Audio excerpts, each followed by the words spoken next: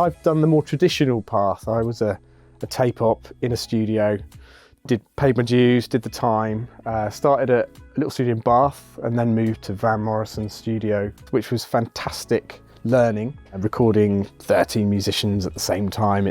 So cut my teeth there, working with Van, working with Annie Lennox, Stereophonics, bands like that, and eventually moved to Metropolis, where I was there for about 12 years, really got a good grounding, such a diverse type of client and music. Spent my time there, became chief engineer eventually, and stayed for about 8 more years, but I wanted to kind of move more into production and mixing, and so went freelance, and it's been so far fantastic. Various bands, I guess, notable ones, I was lucky enough to work on the Mumford & Sons Babel album, which won me a Grammy as an engineer, which is always nice, and focusing now mostly on mixing.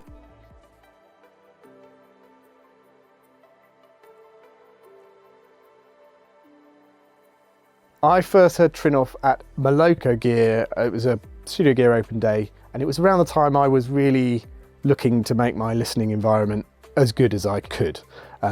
I had heard of and heard other room correction systems, and some of the early room corrections, they were just cheap digital EQs really, and I had an open mind, I had listened, and it just felt like something was in the way.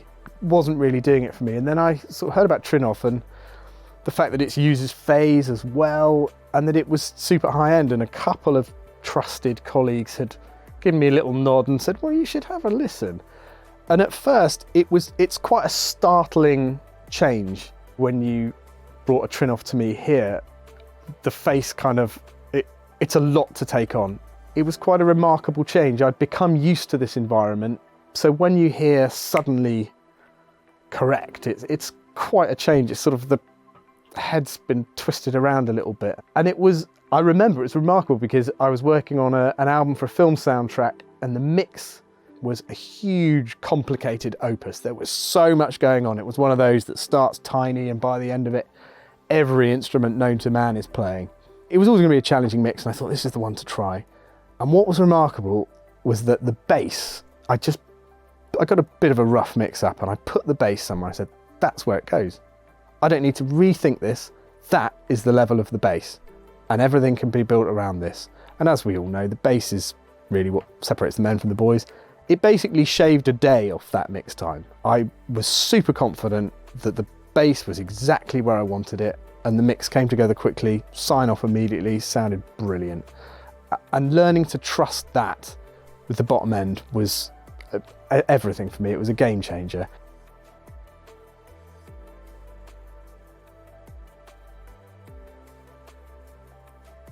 In addition to the bottom end being now a known factor to me is a fantastic listening environment, but it's not a floated £2 million studio. I was struck by the image and the ability to hear the reverb tails, the subtle parameters within a reverb suddenly were useful to me again. I could really hear what was going on, and especially in a sort of sparse piano ballad or whatever. That will be the phase correction, just locking the image tight, and it stopped me second guessing. I now set this image here where I want it, I do what I want to do, and like the bass, I'm confident that it's correct. It just frees you up to sort of listen again or focus on the vocal, which we all should be doing as much as possible. Yeah, just confidence. I know what I'm hearing, I trust what I'm hearing, and that has saved me an awful lot of time. And when you get artists that want to question, as is their right, and so they should, I know where to stop and say, no, this is correct. And that confidence in my reply gives them quite a lot of assurance that they're in good hands and we're going to make a good mix.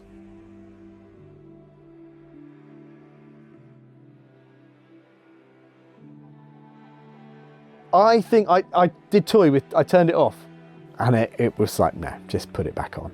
I could hear the phase change differently across different frequencies.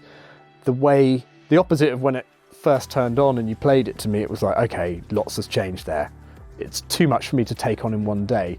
Once I switched it off, I could almost hear hollowness in different frequencies of the mix, which is absolutely the Trinnov thing. It's correcting phase across different frequencies. It's not just moving phase or delaying one speaker, it's going in on different frequencies and looking at what those need to have done to them to bring the whole thing together as a whole. And no, you can't have it back.